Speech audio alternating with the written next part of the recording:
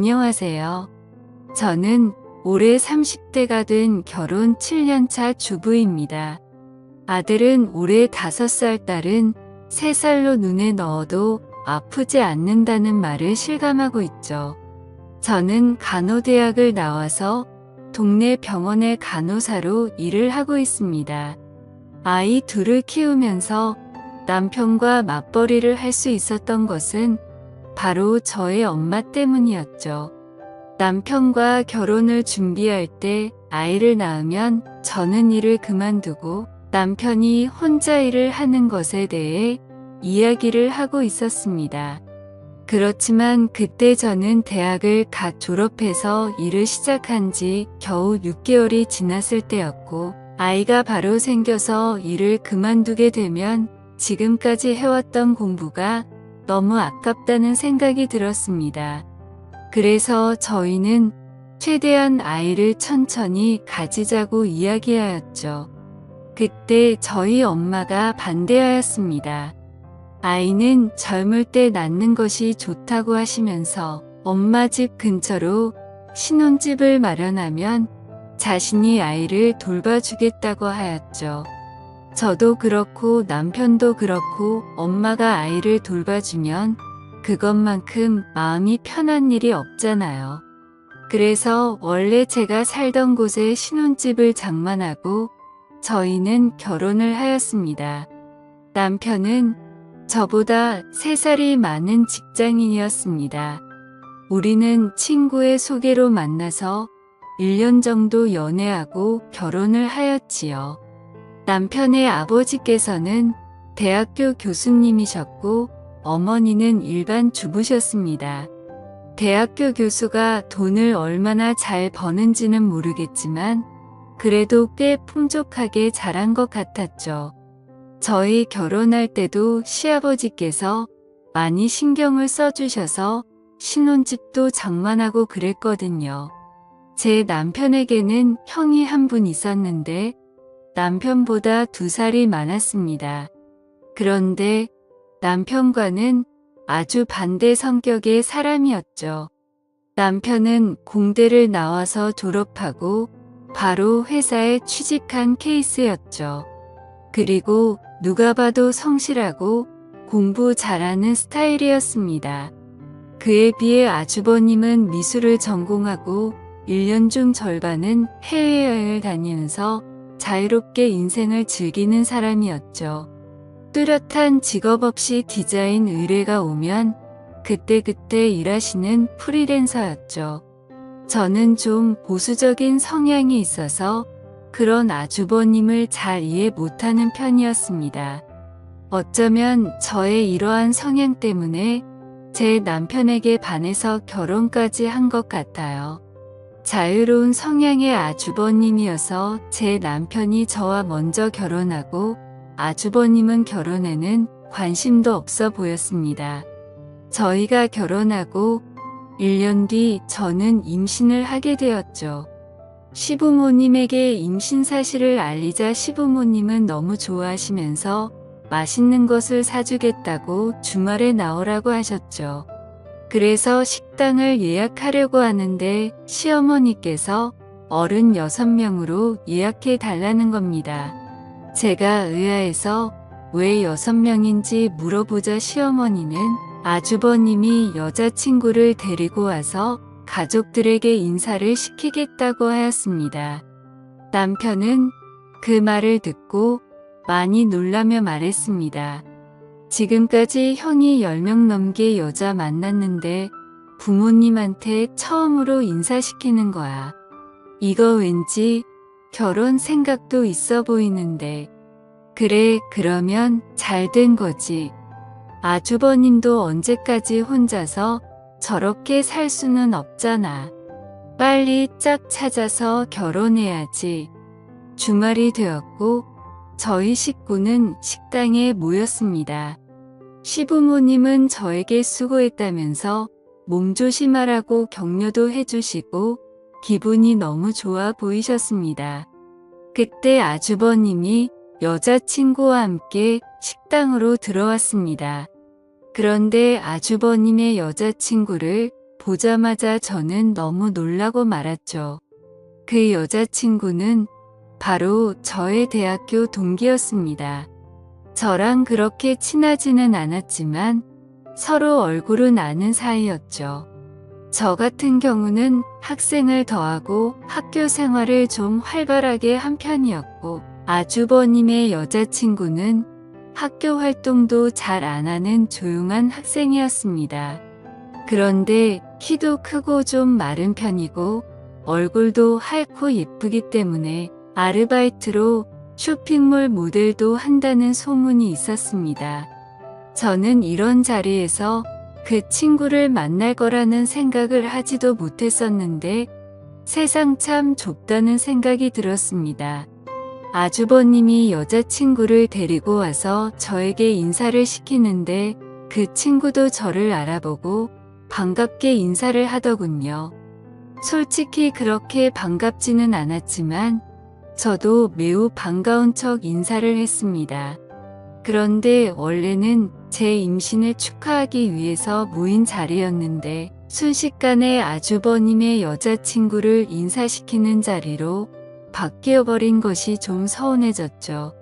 키를 내지 않기 위해 무진장 애를 써서 사람들은 몰랐겠죠. 인사를 했습니다. 저도 제가 마음이 임신으로 왔다는 것은 인정합니다. 그럼에도 서운한 마음이 드는 것은 제가 어떻게 할 수 없는 일이었습니다. 그리고 저보다는 제 뱃속에 있는 아이가 잊혀진 것 같아 더 서운한 느낌이 들었죠.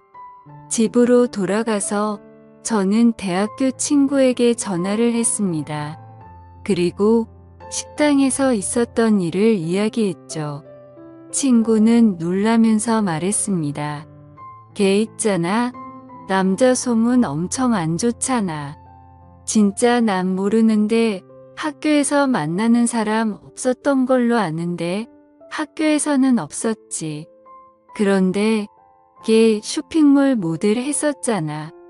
그러면서 유부남 사진 기사랑 바람도 났었다고 그러고 남자 모델들하고 엄청 만나고 다녔대. 그리고 홍대 클럽 가면 걔 모르는 사람 없다고 그러더라. 이내 아주버님한테 조심하시라고 전해드려. 저는 친구의 말을 듣자 예전 학교에 떠돌던 소문들이 기억났습니다. 어떤 교수와 사귄다는 소문도 있었고 같은 대학교 운동선수랑 사귄다는 소문도 있었죠. 저는 아주버님이랑 그 친구랑 사귀는 것이 솔직히 말해서 싫었습니다. 제가 아주버님 일에 왈가왈부할 것은 아니지만 그래도 남편의 형님인데 그런 소문 안 좋은 여자를 만난다는 것이 마음에 걸렸죠. 구정이 되었고 저희는 시댁에 갔습니다. 시댁에 도착하니 아주버님과 그 친구가 와 있었습니다. 그 친구는 어머니를 도와서 전을 부치고 있었죠. 제가 일을 도와드리려고 하자 시어머니께서는 임신한 사람은 일하지 말고 쉬라고 하셨습니다. 그러면서 저 대신 남편을 불러서 음식하는 것을 도우라고 하셨습니다. 저는 식탁에 앉아 계신 아주버님 옆에 앉아서 이런저런 이야기를 하였습니다. 제가 아주버님에게 물어보았습니다. 아주버님, 여자친구는 어떻게 만났어요? 제가 이번에 태국으로 혼자 여행을 갔었는데 여자친구도 혼자서 여행을 왔더라고요. 그래서 같이 밥 먹고 관광도 같이 다니다가 사귀게 되었죠. 와, 여행 가서 만나다니 로맨틱하네요. 이런 말하면 팔불줄 같지만 여자친구가 좀 예쁘잖아요. 그래서 제가 열심히 쫓아다닌 거죠. 맞아요. 대학교 때도 예쁘다고 남자들이 끊이지 않는다고 그러더라고요. 그러자 아주버님은 의미 있는 표정으로 저에게 물었습니다. 그래요, 대학교 때 인기 많았어요. 그게 저랑은 그렇게 안 친해서 잘은 모르거든요. 그런데 교수님이랑 사귄다는 소문도 있었고 쇼핑몰 모델하면서 모델들이랑 만난다는 소문도 있었고요. 그리고 홈백클럽에서도 유명하다는 소문도 있었고요. 그러자 아주버님은 웃으면서 말했습니다. 그렇게 인기 많은 애가 내 여자친구라니 기분 좋은데요. 저는 제 귀를 의심했습니다. 아니 남자 소문이 안 좋았다고 귀뜸을 해줬는데 그걸 인기 많은 여자 만났다고 좋아하다니 제 기준으로는 이해가 되지 않았습니다. 잠시 후 온 가족들이 둘러앉아 저녁을 먹고 있는데 아주버님이 웃으며 그 친구에게 말했습니다. 더 대학교 때 남자들한테 완전 인기 많았다면서. 그러자 그 친구는 어쩔 줄 몰라 하면서 말했죠. 아니야, 나 그런 적 없어. 그게 부끄러워할 일이야? 자랑스러워할 일이지. 내 여자친구가 예쁘다는 모든 남자들이 인정한다는 소리잖아. 난 기분이 좋은데 그러면서 허탕하게 붙는 것이었죠. 그리고 시부모님에게 그 친구와 결혼을 하겠다고 말하는 것이었습니다.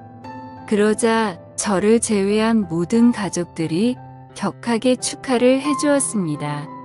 특히 시어머니께서 많이 좋아하셨죠. 자신은 아주버님이 평생 결혼 같은 거 안 할 줄 알았다고 하시면서 그 친구의 손을 잡으시고는 계속 고맙다고 하였습니다. 저는 그 친구에게 악한 감정이 있는 것은 아니었지만 대학교 때 소문이 너무 안 좋아서 아주버님이 걱정되었습니다. 집에 돌아오는 길에 남편에게 제 심정을 이야기했습니다. 그러자 남편은 아주버님이 생각 없이 사는 것처럼 보여도 똑똑한 사람이라고 하면서 걱정하지 말라고 하였습니다. 저 역시도 제가 반대한다고 해서 이 결혼이 취소될 거라고는 절대 생각하지 않았습니다. 다만 마음 어디 한 군데가 계속 찜찜한 기분이었죠.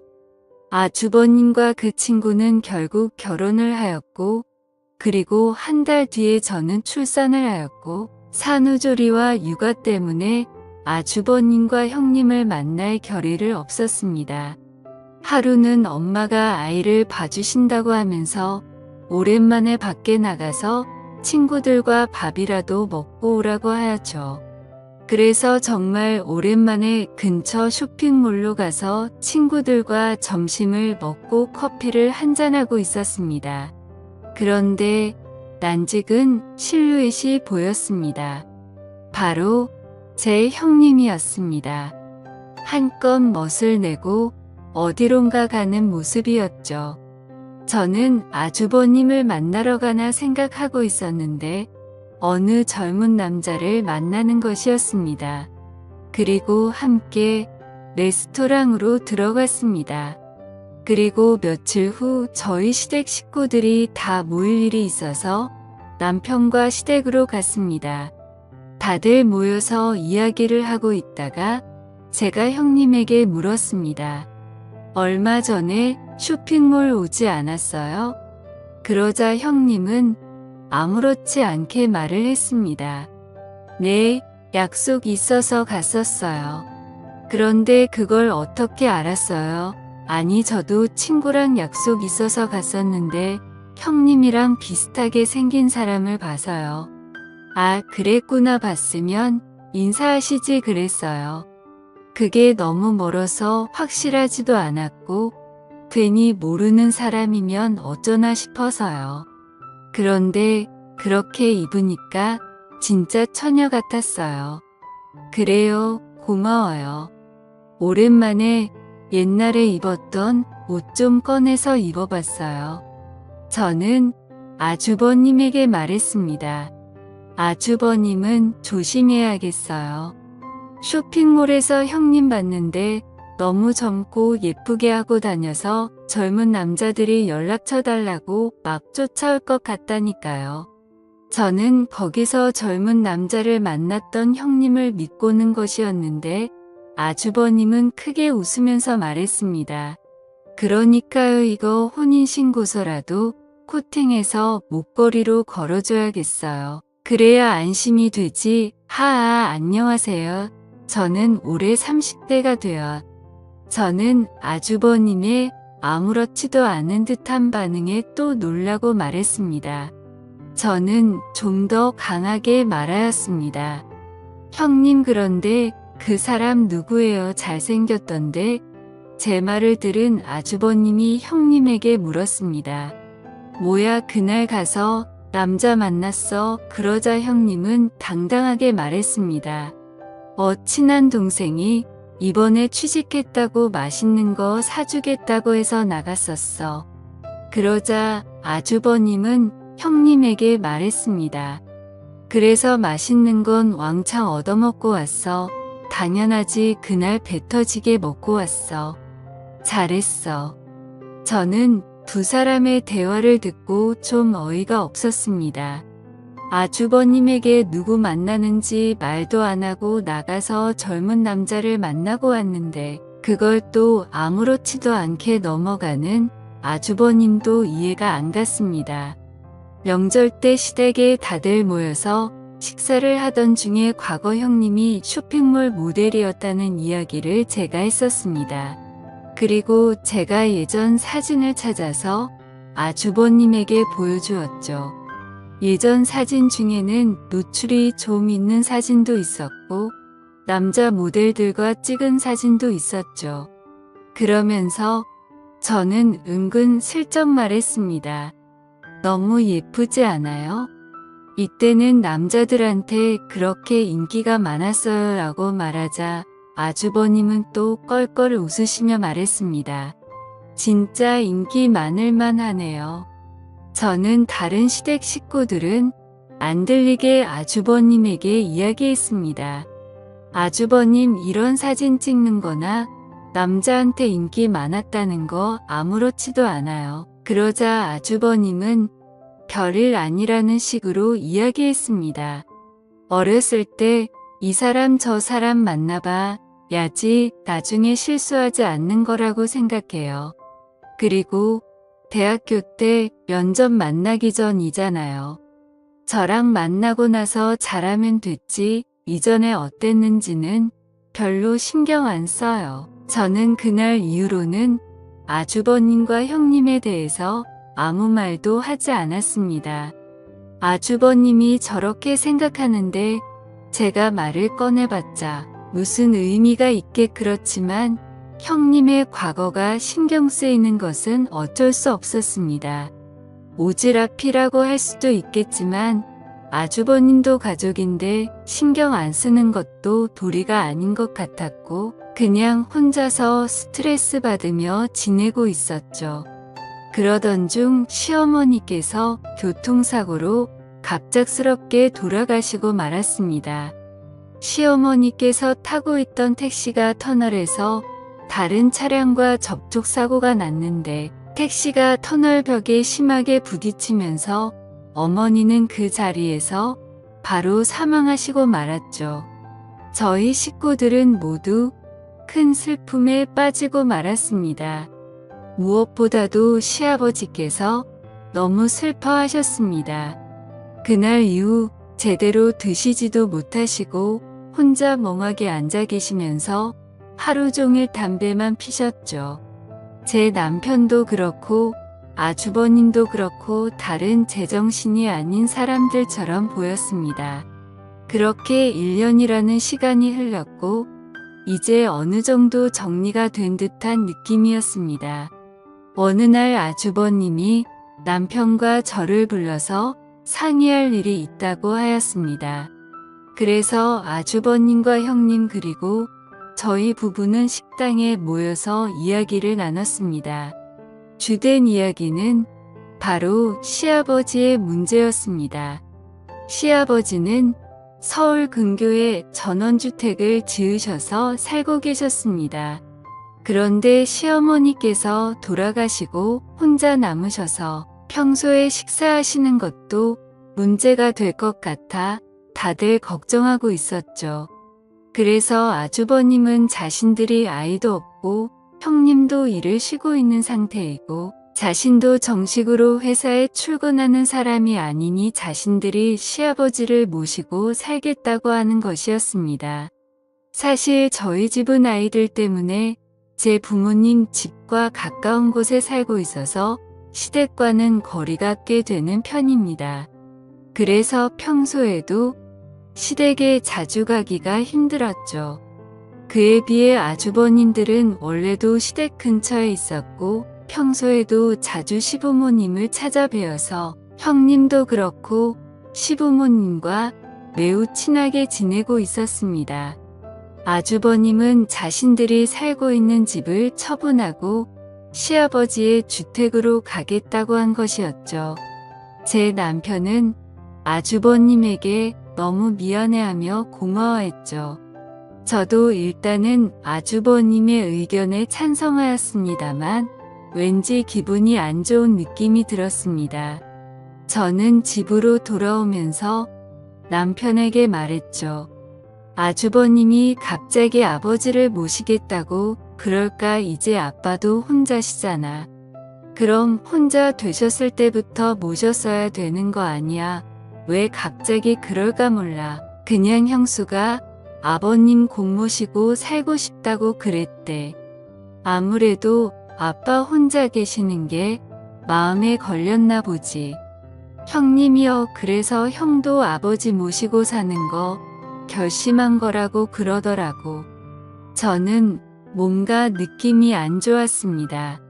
형님이 아무래도 아버님이 사시는 그 전원주택을 노리고 그곳에 들어가는 느낌이었습니다. 그 주택은 넓기도 하고 가격도 꽤 되는 것으로 알고 있었죠. 저는 남편에게 말은 못하고 형님이 참 여우 같다는 생각이 들었습니다. 괜히 이런 이야기 했다가 남편이 괜한 오해한다고 뭐라고 할 것 같았죠. 솔직히 저희는 그 전원주택 없어도 사는데 아무 지장도 없고 그리고 지금까지 욕심을 내본 적도 없습니다. 그런데 사람이 참 감사한 게 형님이 그 주택을 노린다는 생각이 들자 저도 갑자기 그 주택에 사심이 욕심이 생기더라고요.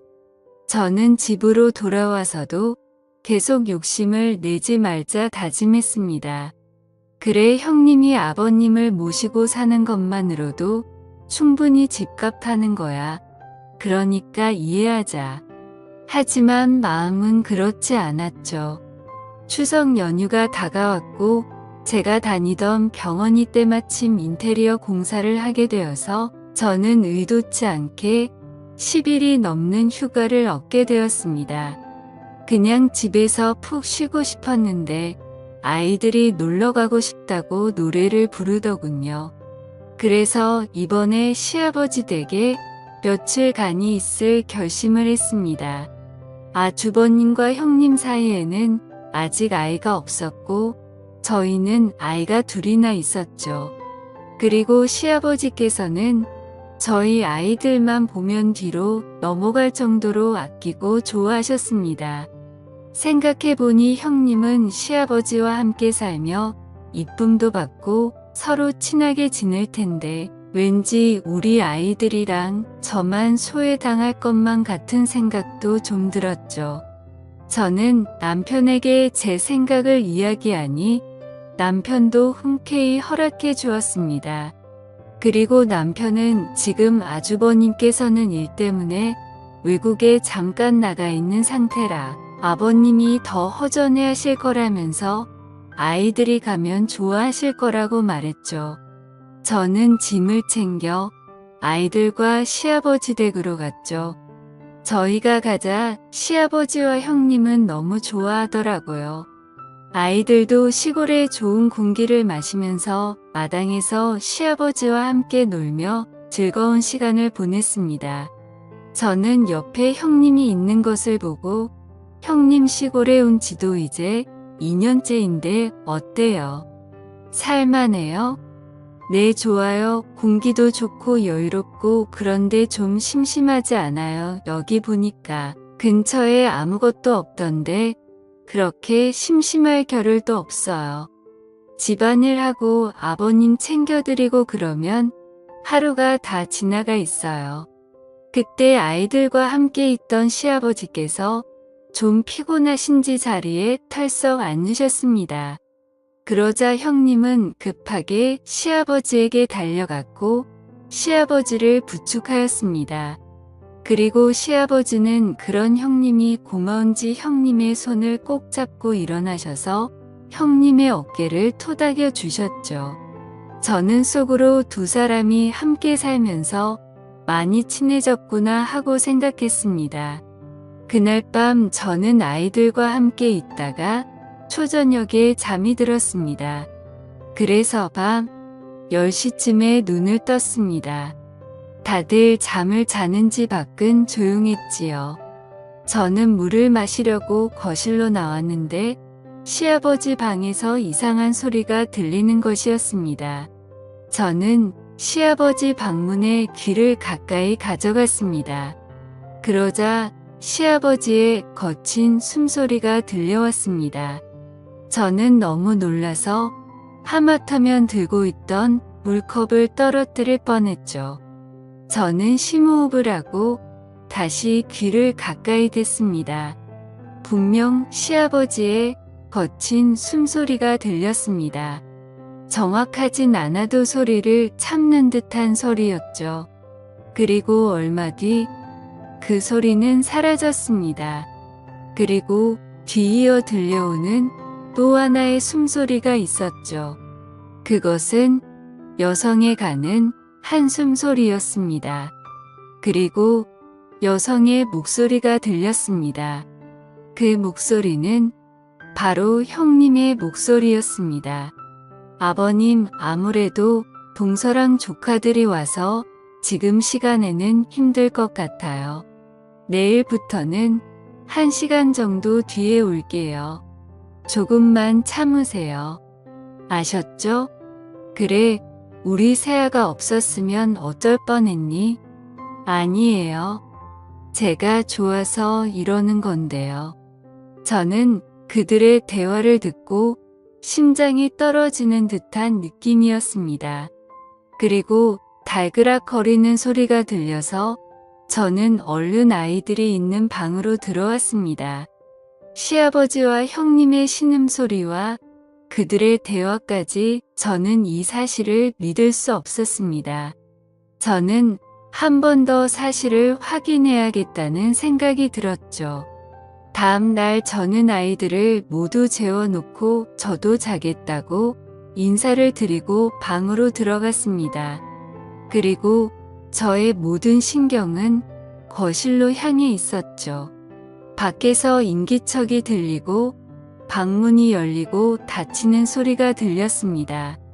저는 몰래 나와서 시아버지 방 앞에 서서 방문에 귀를 댔습니다. 그리고 그 안에서 어김없이 시아버지의 신음소리가 들렸죠. 이건 분명했습니다. 게다가 형님은 예전부터 남자 관계가 좋지 않았다는 소문이 많았죠. 아니 땐 굴뚝에 연기 나지 않는다는 옛말도 있었고 사람은 고쳐 쓰는 것이 아니라는 말도 생각이 났습니다. 그렇지만 아무리 남자가 궁해도 시아버지와 저런 관계를 맺다니 저는 너무나 큰 충격에 빠졌죠. 저는 마음을 단호하게 먹고 형님에게 따지기로 마음먹었습니다. 저는 식탁에 앉아서 형님이 나오기를 기다렸습니다. 잠시 뒤에 형님은 자그마한 가방을 들고 시아버지 방에서 나왔습니다. 그리고 식탁에 불이 켜져 있는 것을 보고는 화들짝 놀랐죠. 저는 형님에게 차갑게 말했습니다. 잠깐 저랑 말 좀 해요. 그러자 형님은 알겠다고 하면서 식탁에 앉았습니다. 저는 단도직입적으로 물었습니다. 이 야심한 밤에 아버님 방에서 뭐하고 있었던 거예요? 형님은 아무 말도 못하고 고개를 숙였습니다. 저는 말을 이어갔습니다. 아니, 왜 아무 말도 못해요? 이러는 거 아주버님은 알고 계세요? 네, 그이는 알고 있죠. 그리고 그이가 부탁한 일이기도 하고요. 저는 그 말을 듣고 너무 놀랐습니다. 뭐라고요? 아주버님이 부탁을 했다고요? 아니 세상에 어떻게, 아마 도련님이었어도 그랬을 거예요. 그러니까 너무 뭐라고 하지 마세요. 저는 그 말이 더욱 어이가 없었습니다. 뭐라고요? 내 남편이어도 그랬다고요? 그러자 형님은 담담히 말했죠. 네, 동서도 나랑 같이 간호학과 나왔고 지금도 간호사로 일하고 있으니까 동서도 할 수 있는 일이죠. 저는 그 말을 듣고 좀 당황스러웠습니다. 그게 무슨 말이에요? 간호사랑 그거랑 무슨 상관이에요? 그러자 형님은 모든 사실을 털어놓았습니다. 사실 시어머님이 돌아가시고 아주버님께서 시아버지를 모시고 살고 싶어냈는데 시아버님이 급구 사양해서 함께 살지 못했다고 합니다. 그 스트레스 때문인지 건강이 많이 안 좋아지시더니 결국엔 급성으로 당뇨병에 걸리셨고 인슐린 주사를 주기적으로 맞아야 한다고 하였죠. 시아버지께서는 저와 남편이 걱정할까봐 말을 안 하셨고 형님과 아주버님이 함께 살면서 시아버지를 돌보고 있었던 것이었습니다. 저는 형님의 말을 듣고 이상한 생각을 한 제 자신이 너무 부끄러웠습니다. 저는 형님에게 오해해서 미안하다고 하며 제가 그동안 형님을 나쁘게 생각했었다고 고백을 했죠. 그러자 형님은 웃으며 말했습니다. 저도 제가 소문이 이상하게 난 거 알고 있어요. 그리고 동서가 저 별로 좋아하지 않는 것도 알고 있었고요. 그런데 언젠가 동서도 진실을 알겠지 하고 생각했어요. 동서, 저 그렇게 나쁜 사람 아니에요. 그리고 20살 때 처음 동서를 봤을 때부터 동서랑 친하게 지내고 싶었어요.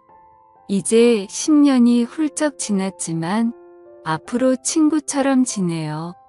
네, 저는 형님이 이렇게 마음이 넓은 사람인 줄 이제야 알게 되었습니다. 그리고 편협하게 형님을 생각했던 제 자신의 후회 있죠. 저는 형님에게 말했습니다. 네, 앞으로 우리 친하게 지내요. 그리고 저도 주말에 와서 아버님 챙길 테니까 아주버님이랑 주말에 놀러도 가고 그러세요. 저도 이 집 며느리인데 이런 일은 함께 해야죠. 그렇게 저에게는 또 하나의 가족과 가장 친한 친구가 생겼습니다. 지금까지 제 사연을 들어주셔서 감사합니다.